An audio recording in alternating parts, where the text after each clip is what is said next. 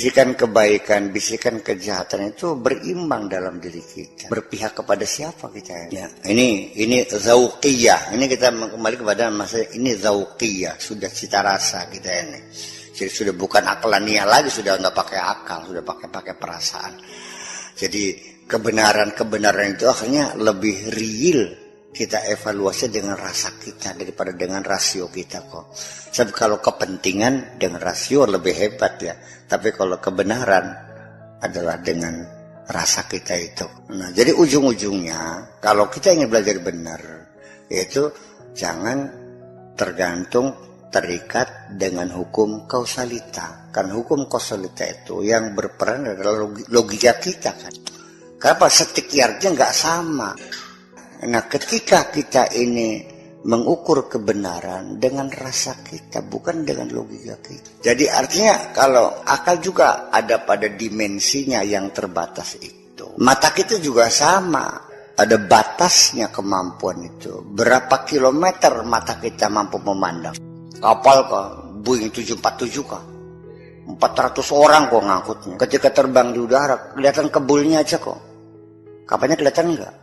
Nggak kelihatan. Pada ketinggian sekian puluh ribu kaki ya sudah nggak kelihatan. Kenapa? Kemampuan mata kita melihat terbatas. Kemampuan otak kita berpikir juga terbatas. Bagaimana kita mengukur sesuatu yang mutlak dengan ukuran yang terbatas?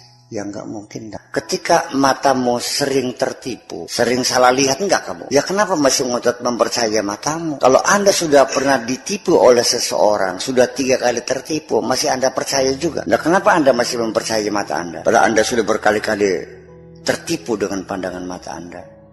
Nah, makanya Allah memberikan panca indera kita ini dalam keterbatasannya, ya kan gitu. Tapi cita rasa hati itu tak terhingga, unlimited resources, punya apa namanya, punya potensi, punya kekayaan yang tak terhingga, ya, menjadi transparan dan transandental. Ya, hati kita bisa melihat sesuatu yang tidak bisa dilihat oleh mata kok, iya kan? Hati kita bisa memahami sesuatu yang tidak bisa dipahami oleh otak kita. Walahum qulubun la yafqahuna biha. Hati mah punya, tapi tidak bisa dipakai untuk memahami. Punya hati mah, tapi tidak bisa dipakai untuk memahami. La yafqahuna biha, ay la yafhamuna biha. Karena al-fiqhu bermakna al-fahmu, memahami. Enggak paham. Nah, disitulah maka kemampuan hati melihat itu yang disebut dengan basirah. Kemampuan mata melihat itu namanya al-basar. Makanya walahum a'yunun la yubsiruna biha, tidak bisa memandang. Walahum adhanun la yasma'una biha, kuping mah juga tapi budak bisa ngerungu.